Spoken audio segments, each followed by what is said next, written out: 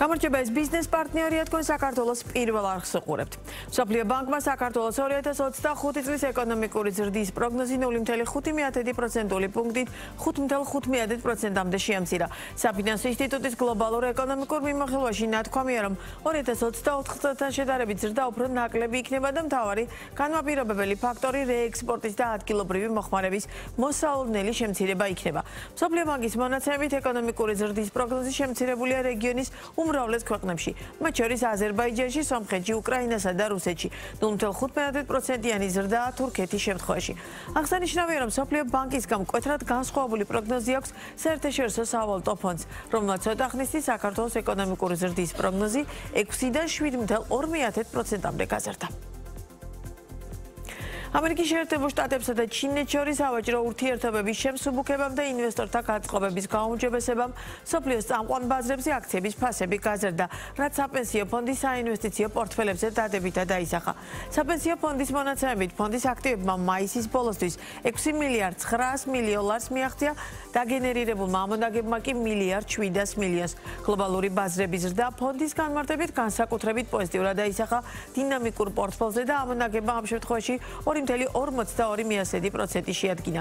საპენსიო სქემაში გაწევრიანებულ მონაწილეთა რაოდენობა 1.622.000 ადამიანია. დაგროვებითი პენსიით უკვე ისარგებლა 19.640 პირმა და მათზე პენსიის სახით 84 მილიონ ლარამდეა გაცემული. კომპანია Tesla-მ 2025 წლის პირველ კვარტალში გასული წლის ანალოგიურ პერიოდთან შედარებით გაყიდვების 13%-იანი, ხოლო მოგების 71%-იანი ვარდნა განიცადა, რაც კომპანიის ისტორიაში ერთ-ერთი ყველაზე მკვეთრი შემცირებაა. თითქმის 20 მილიარდ დოლარიანი შემოსავლის ფონზე Tesla-მ მხოლოდ 409 მილიონი დოლარის წმინდა მოგება დააფიქსირა. კომპანიისთვის მნიშვნელოვან გამოწვევად იქცა ჩინური კონკურენტი BYD, რომელიც ამ ეტაპზე ბაზრის დაახლოებით 3-ჯერ მეტ მოცულობას ითვისებს. ექსპერტები ვითარებას Tesla-ს ახალი მოდელების დაგვიანებასა და ილონ მასკის ხმაურიანი პოლიტიკური აქტივობით მომხმარებელთათვის უკმაყოფილებას უკავშირებენ.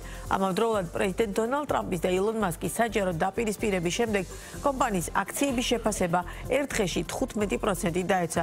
მოგვიანებით კი მისი ღირებულება თითო აქციაზე ძველ ნიშნულს დაუბრუნდა და ისევ $316 ივაჭრება. საერთაშორისო კრიპტობირჟაზე აღმასვლა წამყვანი კრიპტოვალუტების ფასი ამ დროისათვის $110,000-მდეა. ეს ერთ კვირაში 4%-ით გაზრდილი მაჩვენებელია, 6%-ით გაზრდილია ეთერიუმის ფასიც. მთლიანობაში კი კრიპტო ფონდის ტრიოს კაპიტალიზაცია $3 ტრილიონ 450 მილიარდ დოლარის ფარგლებშია. სპეციალისტების განმარტებით კრიპტოვალუტების გაძვირება ამერიკული საფონდო ინდექსების აღმასვლას უკავშირდება, რაც გეოპოლიტიკური რისკების შემცირებით და ამერიკის შეერთებული შტატების მთავრობის მხრიდან სავაჭრო ომის დეესკალაციით არის განპირობებული. 16 ივნისიდან კრისტალი მომხმარებლებს საბანკო პროდუქტებს შესთავაზებს. საფინანსო ინსტიტუტმა საბანკო ლიცენზია მიმდინარე წლის თებერვალში მოიპოვა.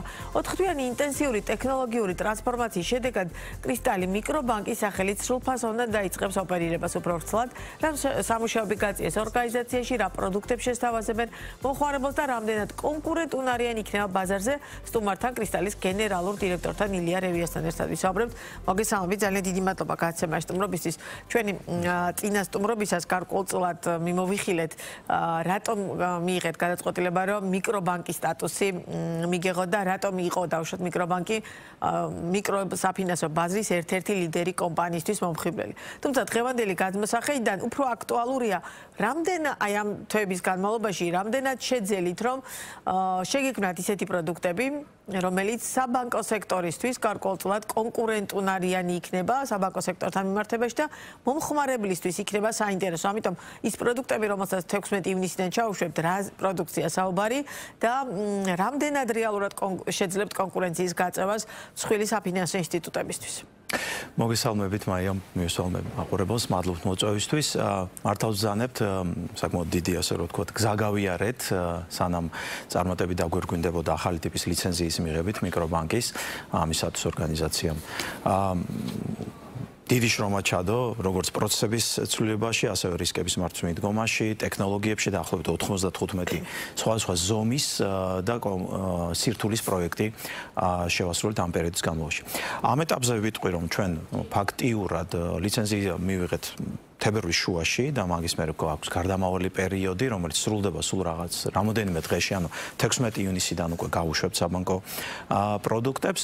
კონკურენციას რაც შეეხება, ცხადია, ჩვენ სეგმენტს არ ვიცვლით, ანუ ეს იქნება მიკრომეწარმეების სეგმენტზე მუშაობას ვაგრძელებთ, თუმცა ეტაპობრივად შევდივართ მცირე მეწარმეობის და მცირე ბიზნესის სეგმენტზე, სადაც მიგვაჩნია, რომ დიდი, ასე რომ ვთქვათ, პერსპექტივა გვეშლება და პარალელურად, რაც მიკრობანკის ერთ-ერთი უმნიშვნელოვანესი კომპონენტი არის, ეს არის დაფინანსების დივერსიფიკაცია, ადგილობრივ ვიწყაროები, ადგილობრივი დეპოზიტები ლარში, საინვესტიციო პროდუქტები ლარში, რაც ჩვენთვის მნიშვნელოვანი იყო და ერთ-ერთი, ასე რომ ვთქვათ, სისუსტეს წარმოადგენდა ხოლმე მიკროსაფინანსო ორგანიზაციებისთვის მოგეხსენებათ დაფინანსების სიძვირე, იმიტომ რომ იძულებულები იყვნენ, რომ ბანკებისთვის მიემართათ ან საერთაშორისო ინსტიტუტებისთვის. კი ბატონო, აი ამის გათვალისწინებით, როდესაც საუბრობ, რომ რამდენად კონკურენტუნ არიან და ისეთ პროდუქტს შესთავაზებთ, რომ თუნდაც იმ მცირე და საშუალო მეწარმეების ბაზარზე, აი ასეთ შემთხვევაში დავუშვათ, რა ტიპის პროდუქტებზეა საუბარი, იმიტომ რომ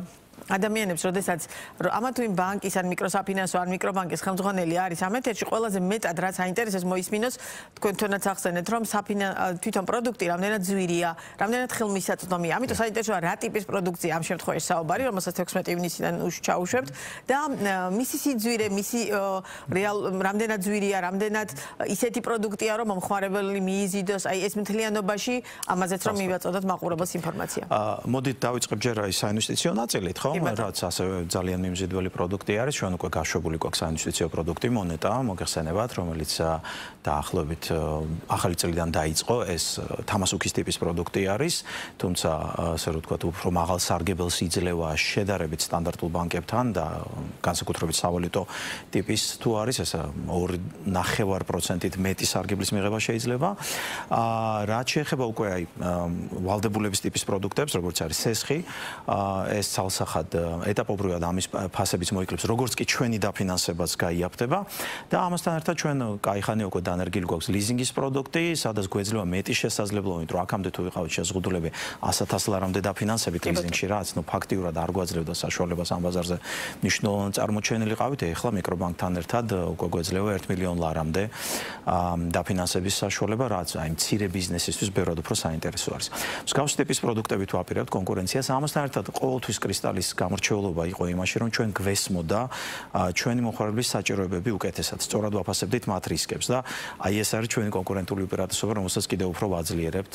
კი ბატონო, ის სეგმენტი, რომელზეც კრისტალი მუშაობდა მთელი ამ წლების განმავლობაში, მიუხედავად იმისა, რომ რეალურად დღეს თუნდაც იგი 10 წლის წინანდელ პერიოდთან შედარებით რადიკალურად განსხვავებული სურათი გვაქვს და მათ შორის თვითონ რისკებს მიკროსაფინანსო სექტორი, მიკროსაფინანსო ბაზრის პროდუქტების მომხმარებლების თავადაც ძალიან სწორად აფასებენ საკუთარ შესაძლებლობებს და რეალურად გაიზარდნენ და დაუშვათ ისეთ რისკებს აღარ იღებენ, რასაც პირობითად რამდენიმე წლის წინ იღებდნენ. ამის მიუხედავად რეალურად თვითონ მომხმარებლისთვის, აი რატომ უნდა მოვიდეს და რატომ უნდა დაინტერესდეს თქვენი პროდუქტით, როდესაც ბაზარზე საკმაოდ დიდი არჩევანია ამ შემთხვევაში და რამდენად ხელმისაწვდომია, იმიტომ რომ როდესაც მიკროსაფინანსო ორგანიზაცია სტატუსით ფუნქციონებდით, ერთ-ერთი მიმსჯელობა თქვენ შემთხვევაში იყო, რომ თქვენი პროდუქტები ხელმისაწვდომი იყო მათთვისაც კი, ვისაც დაუშვათ ბანკო სექტორი არ აფინანსებდა. ამ შემთხვევაში ეხლა აი ამ ნაწილში რა იცვლება? ხელმისაწვდომობის ნაწილში არათუ არ მცირდება, პირიქით იზრდება ხელმისაწვდომობა, ანუ ჩვენ ყოველთვის მოქნილობით გამოვირჩეოდით, იმიტომ რომ სწორად ვაფასებდით აი ეგრეთ წოდებული არაფორმალური ან ნახევრად ფორმალური შემოსავლის წყაროებზე დამოკიდებული მიკრომეწარმეების რისკებს და შესაბამისად ვითვალისწინებთ მათ შემოსავლებს საკრედიტო რისკის შეფასებისას და გადაწყვეტილების მიღებისას. ეს ცხადია, კიდევ უფრო გრძელდება და ძლიერდება ეს მიმართულება და არ ამგონია რომ აქ ბანკებსაც რაიმე სხვა ტიპის პროცესები შეიძლება კონდეთ, ხო? იმიტომ რომ რეალურად ეს ყველაფერი დარეგულირებული არის ერთიანი ტიპის დებულებით, რომელსაც ეროვნული ბანკი ძალიან ასე ვთქვათ, კარგად და სწორად აკონტროლებს. რაც შეეხება, ხო, თქვენ მართალი ბრძანეთ, რომ მომხმარებელთა საჭიროებებიც და მათი განათლებაც გაიზარდა, ხო? ან ცნობიერებაც გაიზარდა ამ წლების განმავლობაში. ისინი უფრო დაინტერესებულები არიან არა მხოლოდ საკრედიტო შემოთავაზებით, არამედ ამ შემთხვევაში კომპლექსური პაკეტით, ხო? შეგვიძლია თუ არა შევთავაზოთ თუნდაც გადარიცხვები, გზავნილები, სავალუტო კონვერტაციები ბანკები, აი ამ ყველაფრის საშუალებას იძლევა უკვე მიკრობანკის ლიცენზია ჩვენთვის და შესაბამისად აგვძლიერდები და რა თქმა უნდა ციფრული არხებით, ხო? ეხლა ეს არის ალბათ ერთ-ერთი ყველაზე მნიშვნელოვანი ტექნოლოგიური ცვლილებები, იმიტომ რომ რეალურად ბანკში მოусვლელად ამ შემთხვევაში ოპერაციების განხორციელება თან ბევრის და მნიშვნელოვანია მომხმარებლისთვის. და ჩვენ აი ამ უკვე გადავდგით პირველი ნაბიჯები ამ მიმართულებით, ეს არის დისტანციური იდენტიფიკაცია კლიენტების, ვერიფიკაცია, ის ყველაფერი რაც ბანკებს ძალიან ხშირად ჰქონდათ სამწუხაროდ მიკროსაფინანსო ორგანიზაციებში ნაკლები. კი ბატონო. რა მიუხედავად იმისა, რომ მიკრობანკები საქართველოში ძალიან პატარა ზომის არიან, რეალურად, იმიტომ რომ ეხლა იწყებს რეალურად, ხო? აი ახალი მიღებული გაქვთ ეს სტატუსის და თითქოს ბოლომდე კარგად მათ შორის შეიძლება მომხმარებელსაც არ ესმოდეს მიკრობანკი რა არის. რამდენად აპირებთ ან დაგეგმილი გაქვთ თუ არა თუნდაც იგივე საინფორმაციო კამპანიის კუთხით ადამიანებს ახსნა რა არის მიკრობანკი, ბანკი, მიკროსაფინანსო ორგანიზაცია, ეს არის წლების განმავლობაში ჩამოყალიბებული სტრუქტურები, რომელსაც შევეჩვიეთ მომხმარებელი, მაგრამ მიკრობანკი მათ შორის ჩვენთვისაც ჟურნალისტებისთვის ახალი ხილია და ამ თემაში ბოლომდე გარკვევა მაინც და მაინც მარტივი არ იყო. მადლობთ. კი, ეცხადია, იმიტომ რომ ახალი ტიპის სტატუსი არის და გვესმის. ამაზე სამუშაო გვაქვს და ჩვენ გვაქვს დაგეგმილი საკმაოდ საინტერესო ცნობიერების ამაღლების კამპანია. რა არის ძირითადი განსხვავება და რა სარგებელი მოაქვს, ასე რომ ვთქვათ, ამ ტიპის შუალედურ ლიცენზიას, მოდი ვთქვათ, მიკროსაფინანსო და კომერციულ ბანკებს შორის. კონკრეტულად კი ეს არის ბიზნესის დაფინანსება, ეს არის აგროსექტორის უფრო მნიშვნელოვანი დაფინანსება, ყოველთვის ლარში, მოგეხსენებათ, ანუ ჩვენ ლარში ოპერირებთ, რაც სავალუტო რისკებს უმცირებს კლიენტებს და აი ძირითად განსხვავებული თვისებები, როგორც არის დაფინანსების ზომა, როგორც არის დეპოზიტების მიღების, ასე რომ ვთქვათ, შესაძლებლობები და რა თქმა უნდა დაზღვეული დეპოზიტების, ხო, მოგეხსენებათ, ჩვენ სრულად რეგულირდებით დაზღვეული დეპოზიტები გვექნება საზღვაო სისტემის ფაქტორში. კი ბატონო. მიკრობანკ კრისტალს 2025 წელს რა მოლოდინები აქვს მთლიანობაში, მაგალითად პორტფელის გაზრდას რამდენი პროცენტით აპირებთ და რეალურად როგორია თქვენი გეგმები აი ამ უკვე მიკრობანკის სტატუსის მიღების შემდგომ? ჩვენ წელს გვეგმავთ დაახლოებით 17%-იანი ზრდა გვაქვს, ასე რომ ვთქვათ, ნორმალურ სცენარში. მაყურებლის გასაგები რომ იყო წინა წელს როგორ რამდენი პროცენტიანი? წინა წელს იყო და 15%-იანი ზრდა, ანუ კიდევ უფრო მეტად მიკრობანკის სტატუსის მიღების შემდეგ. წელს მეც ვგეგმავთ. მოგებიანობის კუთხითაც საკმაოდ ისეთი საინტერესო მაჩვენებლებზე ვართ ორიენტირებულები, თუმცა წელს მაინც უფრო არის ორიენტირი იმაზე, რომ დავასრულოთ ტრანსფორმაცია წარმატებით, გავუშვათ ეს პროდუქტები და ახალი მომსახურება კლიენტებისათვის. ამასთან ერთად ვგეგმავთ მოზიდული სახსრების რაოდენობის გაზრდასაც, შარშან დაახლოებით $90 მილიონი სახსრები მოვიზიდეთ, ძირითადად დასავლური წყაროებიდან. წელს ეს იზრდება კიდევ დაახლოებით 20%-ით, ამოდროულად კაპიტალის ადვილად გემუშავებიან დასავლელი თქვენი პარტნიორები დაუშვათ ამ საფინანსო პროდუქტების მოზიდვის კუთხით, ანუ იგივე თუნდაც სასესხო განაკვეთების დიდწილად ამაზეა დამოკიდებული საბოლოო ჯამში. მე ვიტყოდ რომ კი, რა თქმა უნდა, ხა დამატებით კითხვები ისმევოდა შარშან პოლიტიკური პროცესების გათვალისწინებით, თუმცა გამომდინარე იქიდან რომ ძალიან დივერსიფიცირებულები ვართ, მუშაობთ როგორც შედარებით მომცრო საინვესტიციო კერძო კომპანიებთან, აგრეთვე საკმაოდ მსხვილ სახელებთან, წელს მაგალითად EBRD-სთან მოვაწერეთ ხელი სასხო ხელშეკრულებას, მანამდე აზიის განვითარების ბანკთან და ამ შემდეგ ჩვენ ამ მიმართულებით კი ბატონო და თქვენ ბევრჯერ ახსენეთ ეს თამაშების დეპოზიტების მოზიდვა და ასეთ შემთხვევაში ჩვენ საქართველოში მომხმარებელს იმდენად ცუდი გამოცდილება აქვს ბევრი თვალსაჩინო კი გავიზარდეთ ბევრი რამ ამ მიმართულებით განსაკუთრებით რეგულაციების ნაწილში დღეს იმდენად მკაცრად კონტროლდება რომ რადიკალურად სხვა სურათი გვაქვს თუმცა რეალურად რამდენად დაცულია მომხმარებელი აი ასეთ შემთხვევაში მაგალითად მიკრობანკ კრისტალის ამ ტიპის პროდუქტებით თუ ისარგებლებს მე ვფიქრობ მაქსიმალურ დაცულობა რაც კი ქართულ საფინანსო სექტორში დღეს არის მათ შორის სადაზღვევო სისტემა დეპოზიტების ამასთან ერთად ნუ დაგვავიწყება ანუ ორგანიზაციის გამჭვირვალეობა, არაერთი ჯილდო, რომელიც გვაქვს მიღებული გამჭვირვალეობაში, მსოფლიო ბანკისგან, ევროკავშირისგან და ამასთან ერთად, რა თქმა უნდა, ეროვნული ბანკის რეგულაციების საკმაოდ კარგად აკონტროლებს ჯამში ფინანსურ სექტორს, არა მხოლოდ კონკრეტულ მიკრობანკს. კი ბატონო. მადლობა სტუმრობისთვის. სიამოვნებით გიმასპინძლებთ სხვა ეთერში, ახალი სიახლეებით. ილია რევიუ საუბრობდა ბიზნეს პარტნიორის პირდაპირ ეთერში. Wellness და გამაჯანსაღებელი ტურიზმის ინდუსტრიაში საკადრო დეფიციტის აღმოსაფრთხოად საქართველოში პირველი Wellness აკადემია გაიხსნება. პროექტზე მუშაობა უკვე აქტიურად მიმდინარეობს, რაც შეეხება Wellness ტურიზმში ამჟამად არსებულ დინამიკას წელს მოთხოვნა Wellness და გამაჯანსაღებელ სერვისებზე გაზრდილია, როგორც ქართველი, ისე უცხოელი მომხმარებლების მხრიდან. როდის გაიხსნება ქვეყანაში პირველი Wellness აკადემია, რა მიღწევები და გამოწვევებია ინდუსტრიაში, მარი მელიქიშვილი გვერდება ბიზნეს პარტნიორის ეთერში. გამარჯობა მაია, მე ვესალმები ჩვენს მაყურებელს. ვიდრე წლევანდელი წლის ველნეს ტურიზმის დინამიკას მიმოვიხილავთ, გეტყვით, რომ ექსპერტები კვლავ სექტორში არსებულ გამოწვევებზე ამახვილებენ ყურადღებას და ამბობენ, რომ მაღალმთიან რეგიონებში, სადაც სამკურნალო წყლების დიდი ნაწილია თავმოყრილი, ისევ პრობლემად რჩება შესაბამისი ინფრასტრუქტურის, ინტერნეტის, ასევე გაზის არქონის საკითხი. მნიშვნელოვანი დაბრკოლებაა მთაში არსებულ კურორტებამდე მისასვლელი გზის გაუმართავობაც. დარგის წარმომადგენლების ინფორმაციით ცალსახად გამოწვევად რჩება საკადრო დეფიციტიც. ბიზნეს სექტორში ამბობენ, რომ კადრების ემიგრაციაში გადინების მაჩვენებლები გაცილებით მასშტაბურია რეგიონებში, ვიდრე თბილისში. შესაბამისად, რეგიონებში არსებულ ველნეს, ბალნეო და გამაჯანსაღებელ კურორტებზე უჭირთ თანამშრომლების აყვანა. გამოწვევებს შორის ახალდება ცნობადობის დეფიციტიც. დარგის ექსპერტების შეფასებით, ველნეს ტურისტების მოსაზიდად საჭიროა აქტიური მარკეტინგული კამპანიები სამიზნე ბაზრებზე. დარგის ექსპერტები ამბობენ, რომ ტურიზმის ეს მიმართულება ქვეყანაში ქაოტურად ვითარდება, მაგალითად, საქართველოში არ არსებობს პროფესიული სასწავლებლები, სადაც კურორტოლოგიას შეასწავლიან და ბაზარს კვალიფიციურ კადრებს მიაწვდიან. ამიტომ ამ გამოწვევის გადასაჭრელად ბიზნესმა თავად მიიღო კონკრეტული ზომები და ამჟამად აქტიურად მიმდინარეობს მუშაობა ქვეყანაში პირველი ველნეს აკადემიის გასახსნელად. დიდი ალბათობით აკადემია დაინტერესებული პირების მიღებას 2026 წლიდან დაიწყებს. სწავლების ხანგრძლივობა 1 წელი იქნება და აქ მოამზადებენ როგორც ველნეს თერაპევტებს, ასევე ველნეს გიდებსა და ველნეს მენეჯერებს. ლავრჩება პრობლემები. ეს არის პირველ რიგში ინფრასტრუქტურა. ჩვენ თუ გვინდა რომ განვითარდეს რეგიონები და აი ესეთი განსაკუთრებით ბალნეოლოგიური კურორტები, რომლებიც აი წყლები ეს ყველა მინერალური და სასარგებლო განთავსებულია უფრო მთიან რეგიონებში. მინერალები შეიქმნება მთებში, ალბათ ესეა. ხო? და ამიტომ აქ ინფრასტრუქტურის განვითარება ძალიან მნიშვნელოვანია.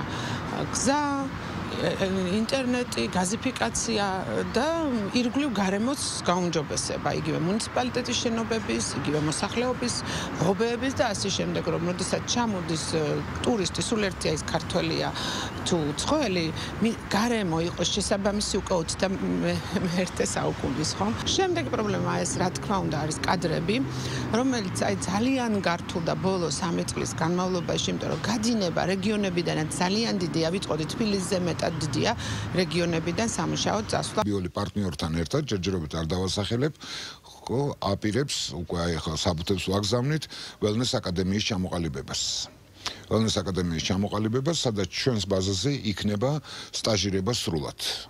აი ეს მიმართულება არის აი წინ წავიდა, უკვე კონკრეტულ ესე იგი ნაბიჯებს ვახორციელებთ, უკვე ვაფორმებთ ყველაზე გამოცდილ თანამშრომლებს, როგორც პედაგოგებს და აი ამ პროცესში ვართ. ამიტომ იმედი მაქვს, რომ ეს მოგცემს საშუალებას გამოვზარდოთ ასე იგი ახალი თაობა სპეციალისტების, რომლებიც მიიღებენ მაქსიმალურად მაღალი სტანდარტის განათლებას და ეზიარებიან როგორ უნდა იყოს ნამდვილი ველნესი. ეს იქნება პირველი ველნეს აკადემია საქართველოში და არა მხოლოდ იმიტომ, რომ ველნეს ასეთი ხარისხიანი სწავლება ძალიან მცირე არის მსოფლიოს მასშტაბით. ამიტომ ეს ძალიან მნიშვნელოვანი ფაქტორია და მე დარწმუნებული ვარ და უკვე ვიცი, რომ სხვადასხვა ქვეყნიდან მსურველები უკვე გვეყოლება. თავიდან სწავლება იქნება ქართულენოვანი და შემდეგ უკვე ინგლისურ ენაზეც იქნება ეს კურსები. რაც შეეხება მიმდინარე წლის დინამიკას, რიგ ველნეს და ბალნეო კურორტებზე ამბობენ, რომ გაზაფხულზე მინიმალური, თუმცა მაინც ზრდა ჰქონდათ და მათი სერვისებით დაახლოებით 5-7%-ით მეტმა ადამიანმა ისარგებლა, ვიდრე გასული წლის გაზაფხულზე. აქტიურად მიმდინარეობს უკვე ზაფხულის ჯავშნების მიღებაც, როგორც დარგის წარმომადგენლები განმარტავენ, მომხმარებლებს შორის უცხოელები ჭარბობენ. საქართველოში ველნეს, გამაჯანსაღებელი და ბალნეო პროცედურებისთვის ბოლო წლებში განსაკუთრებით დიდი რაოდენობით ჩამოდიან არაბული სახელმწიფოებიდან, ასევე ყაზახეთიდან და უზბეკეთიდან, ყოფილი პოსტსაბჭოთა ქვეყნებიდან, ისრაელიდან და რამდენიმე ევროპული სახელმწიფოდანაც. დარგში ფიქრობენ, რომ საქართველოს აქვს ყველანაირი რესურსი, მინერალური წყლები, კლიმატური პირობები, ბუნებრივი გარემო იმისთვის, რომ ველნეს ტურისტები მსოფლიოს ნებისმიერი წერტილიდან მოიზიდოს. უნდა ითქვას, რომ ველნეს ტურიზმი მთელ მსოფლიოში პანდემიის და მის შემდგომ პერიოდში გააქტიურდა და მისი შემოსავლები წლიდან წლამდე მზარდია. კერძოდ მსოფლიოში ამ სექტორიდან მიღებულმა შემოსავლებმა გასულ 2024 წელს 895 მილიარდ დოლარს გადააჭარბა. წელს კი ნავარაუდევია, რომ შემოსავლები 978 მილიარდ დოლარამდე გაიზრდება. ამ მონაცემებზე დაყრდნობით ქართველი ექსპერტები მიიჩნევენ, რომ ველნეს და სამედიცინო ტურიზმს უდიდესი მნიშვნელობა აქვს ქვეყნის ეკონომიკური მდგომარეობის გამყარებაში, ამიტომ მათი შეფასებით ამ დარგის განვითარება სახელმწიფომ პრიორიტეტულ ამოცანად უნდა დაისახოს.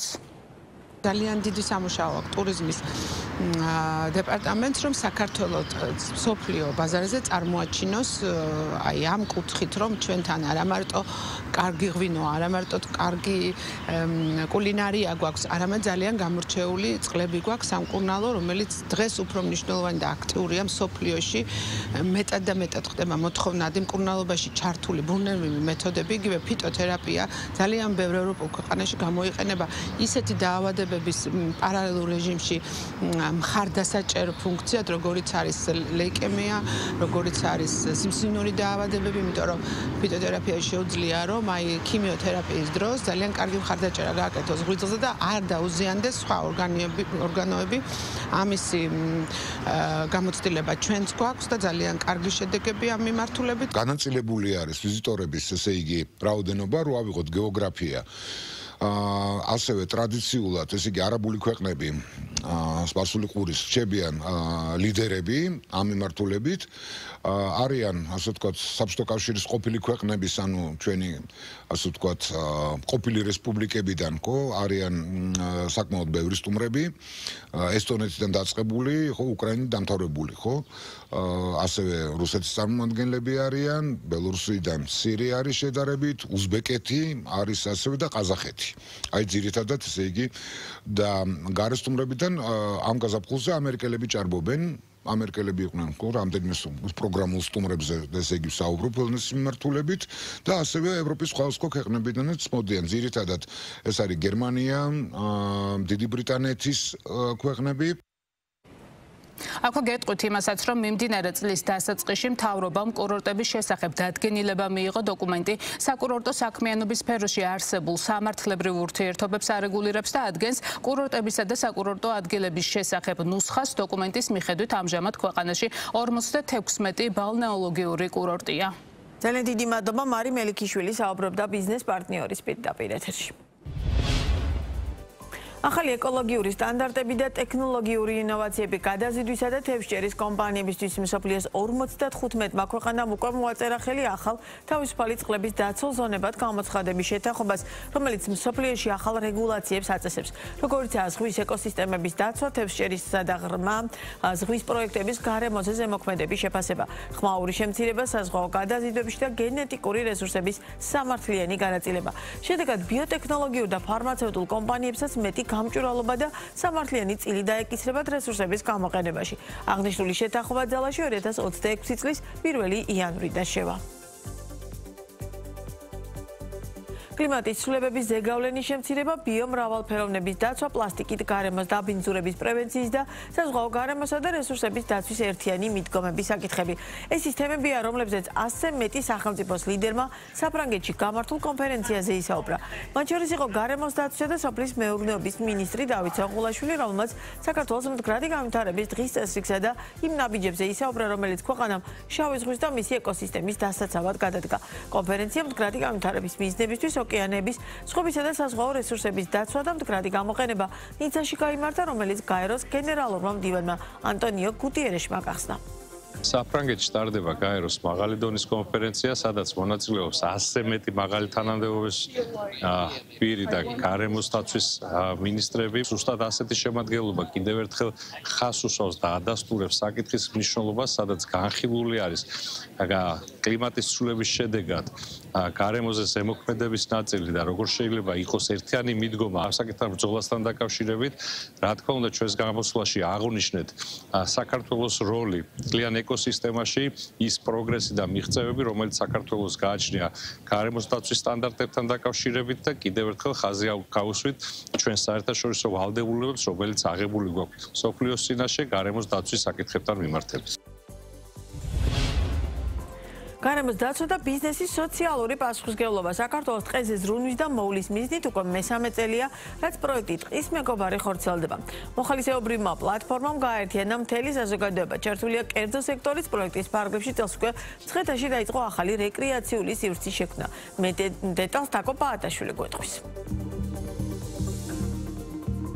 მცხეთაში ჯვრის მონასტრის მიმდებარე ფერდობზე ახალი ტყე გაჩნდება. აქ 25,000-ზე მეტი ხე ირგვება. ახალი რეკრეაციული სივრცის შექმნაში მონაწილეობს კომპანია EPES საქართველოს, რომლისთვისაც გარემოზე ზრუნვა კორპორაციული პასუხისმგებლობის ნაწილია. უკვე მესამე წელია, რაც კომპანია ჩართულია ტყეზე ზრუნვის მოხალისეობრივ პლატფორმაში და სწორედ ამ ჩართულობის ფარგლებში ხორციელდება ტყის ბუნებრივი განახლების პროექტიც.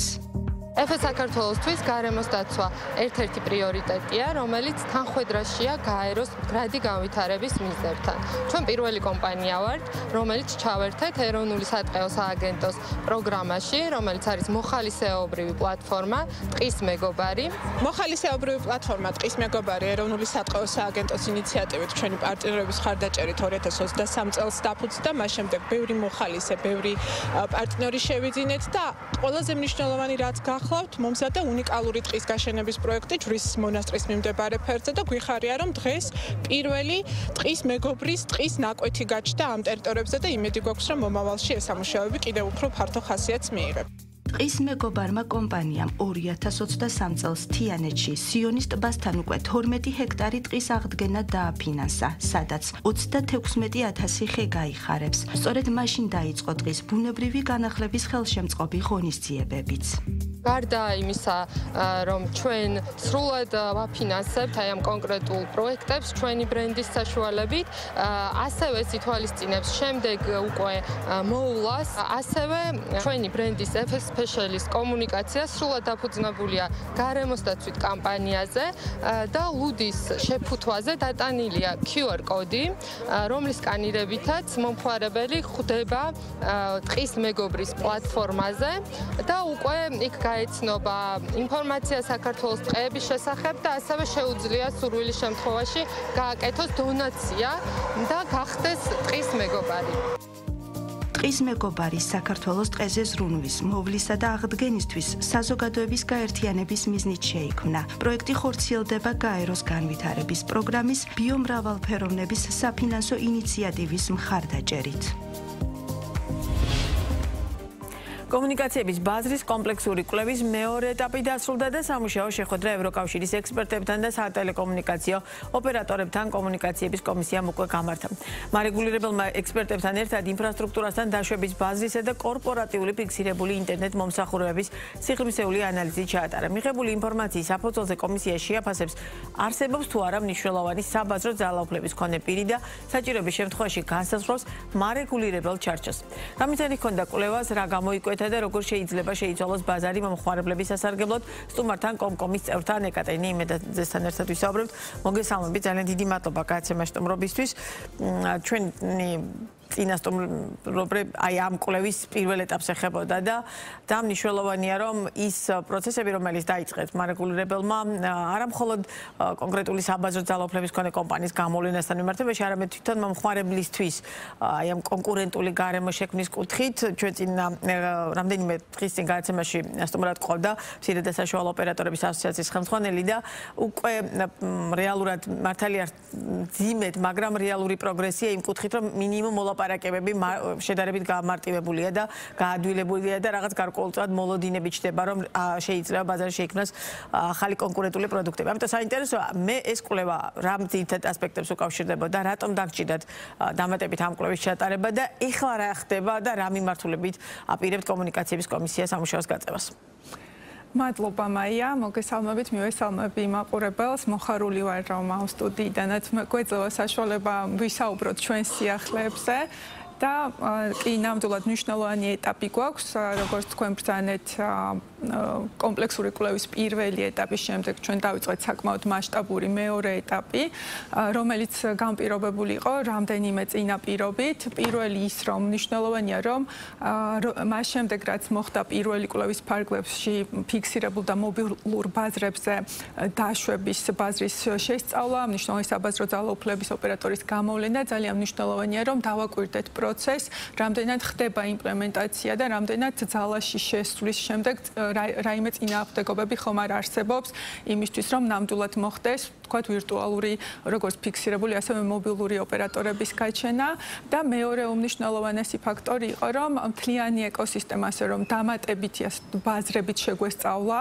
და რაც პირველი კვლევის დროს გამოვლინდა ეს იყო ინფრასტრუქტურაზე დაშვების ბაზარი რომელიც მაშინ გამოვლინდა რომ არ არის კონკურენტული თუმცა კონკრეტულად რა ვალდებულებები ან ვინ არის იქ მნიშვნელოვანი საბაზრო ძალაუფლების მქონე თუ კი ასეთი არსებობს და რა ვალდებულებები შეიძლება განისაზღვროს აი ეს ნაწილი ამ ნაწილის შესწავლა ხდება მეორე ეტაპზე და ასევე უმნიშვნელოვანესი სეგმენტი ეს არის მსხვილი კორპორაციების მიერ ინტერნეტის მოხმარება მოგეხსენებათ რომ ციფრულ სამყაროში ნებისმიერი იურიდიული პირისთვის არის უმნიშვნელოვანესი რომ ჰქონდეს ხარისხიანი ინტერნეტი თითქმის ყველა ჩვენი საქმიანობა ნაწილობრივ მაინც ციფრულს უკავშირდება და საქართველოს ამბიცია აქვს რომ გარკვეულად ლიდერი იყოს რეგიონში ციფრული სერვისებით ჩვენთან არიან მსხვილი IT კომპანიები და მათთვისაც მათ შორის როგორც საფინანსო სექტორისთვის ასევე IT სექტორისთვის ძალიან მნიშვნელოვანია რომ კორპორატიული ფიქსირებული ინტერნეტი იყოს საიმედო და აი უნდა შევისწავლოთ რა არჩევანი არსებობს მაგალითად რა პროვაიდერები სთავაზობენ ამ მსხვილ კორპორაციებს ინტერნეტს რა პირობებით ცვლება რამდენად არის ადვილი როგორი არჩევანი და ასე შემდეგ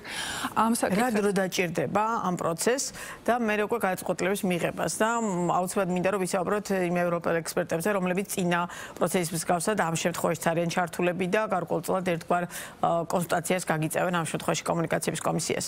დიახ, კვლევას როგორც პირველ ეტაპს მოგეხსენებათ 2 წელი მოვავანდომე თითქმის აქ ნაკლები დასჭირდება. ვფიქრობთ რომ წლის ბოლომდე უნდა მოვრჩეთ ამ ბაზრების შესწავლას და გამოვლენას, თუ კი არსებობს კონკურენციის შემზღუდველი მოცემულობები ამ ბაზრებზე.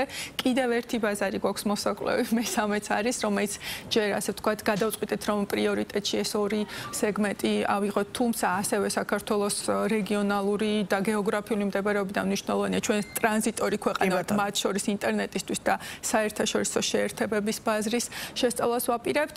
შესაბამისად წლის ბოლომდე გვაქვს დრო აღებული ამ ორი ბაზრისთვის ახლანდელ შეხვედრებზე რომელიც ჩვენი ევროკავშირის ექსპერტებთან ერთად იყო ძირითადი გუნდი არის ზუსტად იგივე რაც იყო პირველი ეტაპის დროს რომელიც ევროკავშირის მხარდაჭერით გაკეთდა და ჩვენ იგივე ექსპერტებთან ერთად ვაგრძელებთ გავაძლიერეთ გუნდი ყავს კიდევ ერთი ექსპერტი, რომელიც არის მაკედონიიდან და ამ გუნდთან ერთად ამ ეტაპზე მოხდა ინდივიდუალური შეხვედრები ოპერატორებთან. ძალიან მნიშვნელოვანია, რადგან ჩვენი გადაწყვეტილება საინტერესოა მათი პოზიცია როგორი იყო, დავუშვათ, იმიტომ რომ პირველ ეტაპზე იყო გარკვეული წინააღმდეგობა, არ დათანხმება გარკვეულ საკითხებში მათგან იმის განცხადება, რომ ეს ასე არ არის. ეხლა როგორია დავუშვათ სურათი ამ ნაწილში ურთიერთობების კუთხით? ვფიქრობ, რომ იმ პროცესმა რომ პროცესი არის გამჭვირვალე და მაქსიმალური ჩართულობით ხორციელდება, გარკვეულად ანუ ეს სამუშაო ფორმატი თავისთავად იწვევს, რომ უფრო ადვილდება შემდეგ ეტაპებზე ურთიერთობა. ეხლა იყო ჩაღრმავებული ინტერვიუები, ესე ვეძახით და ეს ჩატარდა ინდივიდუალურად კომისიის თანამშრომლების მონაწილეობის გარეშეც კი ჩავატარეთ ევროკავშირის ექსპერტები და ოპერატორების წარმომადგენლები იყვნენ როგორც მთავარი მოთამაშეები მაგთიკომი, სილკნეტი, სელფი, სკაიტელი, ასევე მცირე და საშუალო ოპერატორების წარმომადგენლები და MVNO დაშვების მსურველი ოპერატორები და ეს ინდივიდუალური იყო, რომ მეტი თავისუფლება და სივრცე არსებულიყო, რომ ეს პროცესი ნამდვილად ძალიან საქმიანი და ინკლუზიური ყოფილიყო. შესაბამისად, საკმაოდ საქმიან ფორმატში მიმდინარეობს, ასევე უკავშირი გვაქვს მათ შორის მცირე და საშუალო ოპერატორებისგან, დაშვების მსურველებისგან, რომ ბევრად უფრო ადვილია, ან თქვენ ბრძანეთ, რომ აი უკვე ისეთ ეტაპზეა, რომ მოლაპარაკების ეტაპები გაიხსნა და ეს ვფიქრობ, რომ წარმატება ბაზრისთვის მთლიანად მისი ყველა მონაწილისთვის, როგორც მთავარი დაშვების მიმცემი ოპერატორისთვის, მაგთისთვის, მთლიანი ეკოსისტემისთვისაც ძალიან მნიშვნელოვანი წინ გადადგმული ნაბიჯია და ჩვენ ანუ ამ ინტერვიუების ფარგლებში საკმაოდ აი ინფრასტრუქტურის შესახებ დეტალურ ინფორმაციას ვაგროვებთ, რადგან ჩვენი გადაწყვეტილებები მოგეხსენებათ, რომ ძალიან სერიოზულ რიცხვებზე, ანალიტიკაზე, სიზუსტეზე არის დამყარებული. ძალიან ყველა ამ კვლევის მთავარი არსი ჩემთვის როგორც ერთი რიგითი მომხმარებლისთვის, რომელიც სარგებლობ ყოველდღიურად როგორც მობილური კავშირგაბმულობის ნაწილით, ამ შემთხვევაში ასევე ინტერნეტი და ყველა იმ სიკეთით, რომელიც დღევანდელ პირობებში ტექნოლოგიებმა მოიტანა, ამ ძალიან მნიშვნელოვანია ხარისხი. სიჩქარე ამ შემთხვევაში და რა თქმა უნდა მისი საფასური. აი ამ პირველი ეტაპიდან როგორი კომუნიკაციების კომისია რომელიც დაუშვათ შედეგების ანალიზას აკეთებთ, ხო? როგორი რამდენად მივიღეთ ის შედეგი, რომელიც რეალურად იყო დაგეგმილი ამ პირველი ეტაპის კვლევისას და საინტერესოა მეორესთან დაკავშირებული მოლოდინი როგორია, იმიტომ რომ ყველაფერ ამას მთავარი ხო თქვენთანაც რამდენჯერმე ახსენეთ, რომ მომხმარებლისთვის შევძლოთ ისეთი პირობები შექმნა, რომ რეალურად მან მიიღოს ხარისხიანი პროდუქტი, თან მიიღოს კონკურენტულ ფასად. აქ არის ლაპარაკი დაბალზე ძვირზე, კონკურენტულ ფასია საუბარი. ამიტომ კომუნიკაციების კომისიის გადმოსახედიდან პირველი ეტაპიდან მეორე ეტაპამდე დღევანდელი მონიტორინგი ერთგვარი დარწმუნებული ვარ გექნებათ შიდა მონიტორინგიც ხო ამ ნაწილში. როგორი სურათი გვაქვს და რამდენად კმაყოფილები ხართ იმ შედეგით, რომელიც დაუშვათ მივიღეთ აი ამ მომენტისთვის ამ ბაზარზე. დიახ.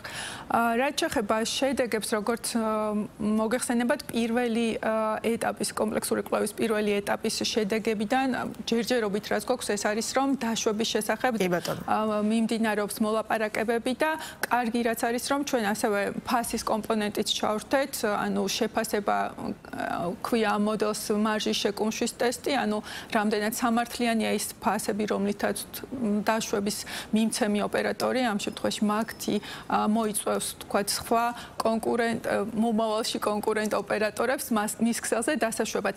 ეს ნაწილი არის ჩვენი მათ შორის ჩაღრმავებული ინტერესის ობიექტი, რადგან სწორედ თუ კი ეს ფასი იქნება სამართლიანი და გამჭვირვალე და გასაგები, ეს გამოიწვევს შემდეგ ეტაპს, რაც მთავარი მიზანია, რომ მომხმარებელს ჰქონდეს კონკურენტული ფასები და რაც შეეხება მათ შორის გამომდინარე იქიდან როგორი ფორმატით მოხდება დაშვების ოფერტის გამოქვეყნება, ჩვენ ძალიან დიდ ყურადღებას ვაქცევთ, რომ თანაბარ პირობებში იყოს ჩაყენებული დაშვების მიმღები ოპერატორი, რაც ხარისხს უზრუნველყოფს, რომ ორივე მხარე დაშვების გამღები და დაშვებული ოპერატორი დაინტერესებული იყოს, რომ ინფრასტრუქტურაც განვითარდეს და მარტო ფასებში არ მოხდეს კონკურენცია, ანუ აი ახლა სწორედ ამაზე ძალიან კარგი ნაწილს შეეხეთ, ძალიან კარგი ნაწილს შეეხეთ.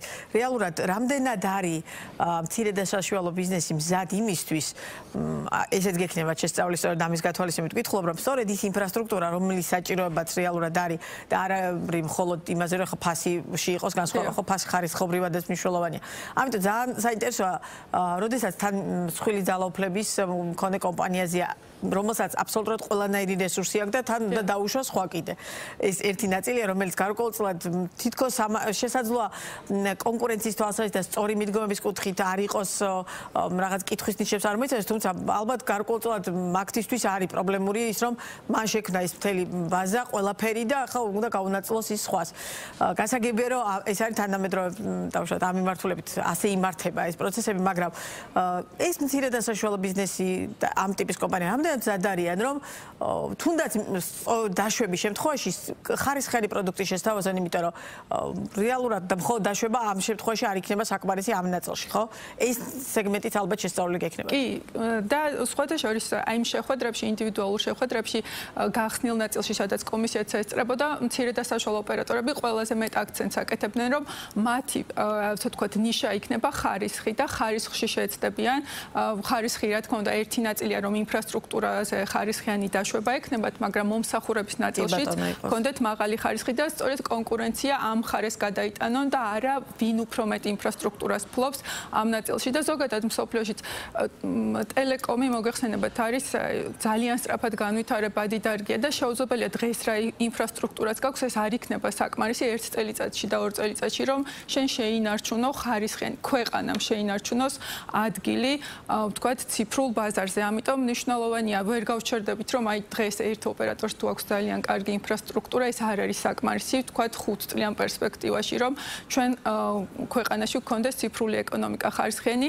შესაბამისად, მსოფლიოშიც ესეთი მოდელები იქნება, რომ მაქსიმალურად ძირითადი ინფრასტრუქტურა გაზიარებულია და თანადაფინანსება ხდება მათ შორის იგივე არის, როდესაც დაშვებაში საფასურს იხდი, შენ ამით აფინანსებ დამშვების ინფრასტრუქტურას, რომ მან ასე ვთქვათ საბუთო მონაწილში განავითაროს და ვფიქრობ, რომ ეს მოდელი მნიშვნელოვანია. ჩვენ ქვეყანაში გვაქვს ინფრასტრუქტურაზე დაშვების კანონიც, რომელიც ერთი წელია ამოქმედდა და ძალიან მნიშვნელოვანი არის, რომ აი ესაც გამოიყენონ და ჩვენ კითხვარებში, მათ შორის კითხვებია იმის, ეს სიმეტრიული ვალდებულებაა ყველასთვის, არა მარტო ვთქვათ მნიშვნელოვანი საბაზრო ძალისთვის, არამედ ყველა ოპერატორისთვის, ვისაც ინფრასტრუქტურა აქვს, მათ შორის სატელეკომუნიკაციო მიზნებისთვის, მაგრამ არასატელეკომუნიკაციო კომპანიებისთვის და მათ შორის მნიშვნელოვანია, რომ ეს ინფრასტრუქტურაც იქნას გაზიარებული, რომ ამით ეს ციფრული ეკონომიკა განვითარდეს და ინვესტიციები სწორად განვითარდეს ხარისხში, სიჩქარეში და ინოვაციებში.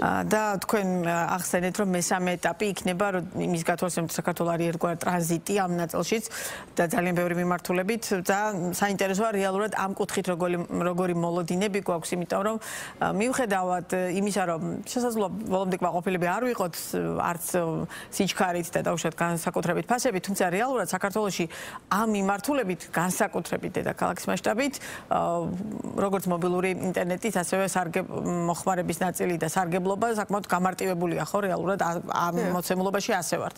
მაგრამ საინტერესოა ტრანზიტის შემთხვევაში როგორი სურათი გვექნება და როდისთვის აპირებთ ამ კვლევის ჩატარებას და რა მოლოდინები გაქვთ ამ კვლევასთან დაკავშირებით. ეს კვლევა როგორც ვახსენე მესამე ეტაპი იქნება, ანუ სადღაც მე-4 კვარტალი წლის ბოლოს კენა. ანუ ამ წელსვე დავიწყებთ ამ კვლევასაც კი. და ძალიან მნიშვნელოვანია ეს ბაზარი თქვენც ახსენეთ, იმიტომ რომ გარდა იმისა, რომ ჩვენ მოვიხმართ ჩვენ თვითონ საერთაშორისო შეერთებებს, ამის გარდა გვაქვს ამბიცია, რომ ვიყოთ ციფრული ჰაბი, ამ თვალსაზრისით უმნიშვნელოვანესია, როგორი ინფრასტრუქტურა გვაქვს იმისთვის, რომ კარგი ტრანზიტი განვახორციელოთ და რა თქმა უნდა ფასების ნაწილი ორი კომპონენტი იქნება ჩვენ შესწავლაში, ჯერ ძალიან ადრეულ მონახაზის ეტაპზე ვართ ამ შესწავლის და ვნახავთ, ანუ რეგიონში მნიშვნელოვანია, რომ ჩვენ ლიდერები ვიყოთ, გეოგრაფიულად გვაქვს ძალიან კარგი შესაძლებლობა, ინფრასტრუქტურულადაც საკმაოდ წინ ვართ და აი ფასების ნაწილს შევაფასებთ, თქვათ ტრანზიტის. და თან გვაქვს მოლოდინი, რომ ბოჭკოვან კაბელს შავი ზღვის ფსკერზე, ამით ჩვენ ძალიან კარგი აი ამ ჰაბის ნაწილში კარგი სარგებლობა უნდა მივიღოთ. ძალიან დიდი მადლობა საინტერესო საუბრისთვის, წარმატებებს გისურვებთ და ბუნებრივია ყველა ამ კვლევის შედეგების ბიზნეს პარტნიორი თქვენთან ერთად შეაჯამებს უკვე შემდგომ ეტაპებზეც. ეკა იმედაძე საუბრობდა ბიზნეს პარტნიორის პირდაპირ ეთერში. თანამედროვე სამყაროში დროს უდიდესი მნიშვნელობა აქვს, შესაბამისად ყველა ცდილობს სხვადასხვა გზით დაზოგოს ის, იქნება ეს ვაჭრობა, გადაადგილება თუ სხვა სწრაფი კომერცია, რომელიც სწორედ დროის დაზოგვაზეა ორიენტირებული. როგორც სოფლიოში, ასევე საქართველოში სულ უფრო მეტად იკიდებს ფეხს, როგორ ვითარდება საქართველოს ბაზარზე სწრაფი კომერციის მიმართულება, რა ტენდენციები გვეთება და რა გამოწვევები თუ შესაძლებლობები ბიზნესისთვის. მაკა ქოჩლაძის ინტერვიუ ქონი ქვოგთან, გლოვოს სწრაფი კომერციის ვიცე-პრეზიდენტთან, რომელიც ადგილობრივი ბაზრის გასაცნობად საქართველოში სპეციალური ვიზიტით იმყოფებოდა და ბიზნეს პარტნიორს საკუთარი გამოცდილება გაუზიარა. Hello Mrs. Connie. მოგესალმებით Connie. მადლობა რომ დრო დაგვითმეთ. იმედია საინტერესო საუბარი გამოგვივა. ძალიან მიხარია აქ ყოფნა და არანაკლებ მახარებს თქვენი უკეთგაცნობა. შეგიძლიათ ახსნათ, რას ნიშნავს Q-commerce და რამდენად მნიშვნელოვანია ის ისეთ ქვეყნებში, როგორიცაა საქართველო, სადაც სიჩქარე და მოხერხებულობა სულ უფრო მნიშვნელოვანი ხდება ურბანულ რაიონებში. So Q-commerce means quick commerce. Q-commerce ნიშნავს სწრაფ კომერციას და ჩვენი თვალსაზრისით ეს არის e-კომერციის, ანუ ონლაინ შესყიდვების შემდეგი ევოლუციური საფეხური. ჩვენ ვაწვდით პროდუქტებს 30 წუთში თბილისსა და საქართველოს ბევრ ნაწილში. მომხმარებლებისთვის ეს ბევრად მოსახერხებელი გზაა, რომ შეიძინონ ყველაფერი. დაწყებული რესტორნის საკვებით, საიდანაც გლოვოს ისტორიაც დაიწყო.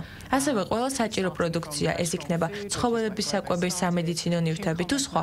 მოკლედ, ყველაფერი, რაც შეგიძლიათ წარმოიდგინოთ, შეგვიძლია 30 წუთში მოგაწოდოთ. ასევე თუ თქვენ ხართ საცალო ვაჭრობის წარმომადგენელი ან ბრენდი, ეს სრულიად ახალი გზაა, რომ გაყიდოთ თქვენი პროდუქტი ონლაინ. ტრადიციული e-კომერცია მოითხოვს საწყობის ქონას. სწრაფი კომერცია კი გაძლევთ საშუალებას შეინახოთ თქვენი მარაგი თქვენს არსებულ ფიზიკურ მაღაზიებში. მომხმარებლებს სწორედ ამ მაღაზიებთან ვაკავშირებთ. უკვე ერთი კვირაა, რაც თბილისში ვარ და მივხვდი თუ რამდენად რთულია გადაადგილება. საცობებს გულისხმობ. ამიტომ ონლაინ შოპინგი და სწრაფი მიწოდება ნამდვილად სასარგებლოა. Q-commerce is a growing pillar of Glovo's business. სწრაფი კომერცია გლოვოს ბიზნესის მზარდი საყრდენია. როგორ იყენებს გლოვო მას საქართველოში მომხმარებელთა ცვალებადი საჭიროებების დასაკმაყოფილებლად და რომელია ყველაზე პოპულარული კატეგორიები ან პროდუქტები ადგილობრივად? Glovo's ისტორია დაიწყო დაიწყო რესტორნის საკვების მიწოდებით, მაგრამ სწრაფი კომერცია ახლა ჩვენი ბიზნესის ყველაზე სწრაფად მზარდი სეგმენტია. მომხმარებლებისგან ძალიან საინტერესო უკავშირი მივიღეთ. აღმოჩნდა, რომ ყველაზე პოპულარული კატეგორია სასურსათო პროდუქციაა. გარდა ამისა, აფთიაქისა და ჯანმრთელობის კატეგორიაც ძალიან აქტუალურია. მაგალითად, როცა ადამიანი ავადაა და ვერ გადის სახლიდან, ჩვენ შეგვიძლია წამლები და საჭირო პროდუქტები სულ რაღაც 30 წუთში მოგაწოდოთ. ასევე სწრაფად იზრდება ცხოველების საკვების, ბავშვთა კვებისა და სხვა კატეგორიების გაყიდვებიც. რა ინოვაციებში, პროდუქტებსა თუ ტექნოლოგიებში დებს Glovo ინვესტიციას მომხმარებლებისა და პარტნიორებისთვის სწრაფი კომერციის გამოცდილების გასაუმჯობესებლად? გამოიყენება თუ არა ეს საქართველოსთვის? დავიწყოთ ტექნოლოგიით, რომელიც ეხება როგორც მომხმარებლებს, ასევე ჩვენ საცალო პარტნიორებს. მომხმარებლის თვალსაზრისით ჩვენ მუშაობთ უამრავ ინოვაციაზე, რათა აპლიკაციაში მიღებული გამოცდილება უფრო საინტერესო და მოსახერხებელი იყოს. მაგალითად, ვიყენებთ ხელოვნურ ინტელექტს იმისთვის, რომ შევქმნათ პერსონალიზებული გამოცდილება. თუ ვხედავთ, რომ რეგულარულად ყიდულობთ სასურსათო პროდუქტებს, ჩვენ შეგვიძლია გაგიადვილოთ არჩევის პროცესი. გარდა ამისა, დავნერგეთ საჩუქრის გაგზავნის ფუნქცია. ისეთი შემთხვევებისთვის, თუ უცბად დაგჭირდათ საჩუქარი პარტნიორისთვის, ბავშვისთვის, ან თუნდაც დაბადების დღისთვის. ტექნოლოგიური მხარდაჭერა საცალო პარტნიორებისთვისაც გვაქვს. საქართველოში ყოფნისას ხშირად მესმის, რომ პარტნიორებს უჭირთ ონლაინ სივრცეში შესვლა. მუშაობთ იმაზე, რომ მათ ტექნოლოგიით დავეხმაროთ. მაგალითად, თუ პროდუქტი ამოწურულია, როგორ შევთავაზოთ მომხმარებელს შემცვლელი. ესეც ტექნოლოგიური გადაწყვეტაა, რომელსაც ვნერგავთ. როგორია თქვენი ხედვა სწრაფი კომერციის მომავლის შესახებ? განსაკუთრებით ისეთ განვითარებად ბაზრებზე, როგორიცაა საქართველო. დღესდღეობით უმეტესად მომხმარებლები Q-commerce სწორედ სწრაფი 30 წუთიანი მიწოდებისთვის იყენებენ, მაგრამ ჩვენი მიზანია, რომ მომდევნო 5 წელში ჩვენი პლატფორმა გახდეს მათი ყველა ტიპის შესყიდვის ადგილი. ასევე ვაფართოვებთ კატეგორიებსაც. ამჟამად ფოკუსი გვაქვს სასურსათო და სააფთიაქო პროდუქტებზე, მაგრამ ასევე ვტესტავთ სპორტის, მოდის და სხვა კატეგორიებს. ჩვენი მიზანია ვიყოთ ადგილი, სადაც მომხმარებელი ყიდულობს ყველაფერს, რაც სჭირდება. მადლობა საინტერესო ინტერვიუსთვის. წარმატებები თქვენ და თქვენს კომპანიას. დიდი მადლობა. ასეთი იყო ბიზნეს პარტნიორი დღეს. მე და თქვენ ერთმანეთს უკვე ხვალ შევხვდებით. მშვიდობიანი დღე, ნახვამდის.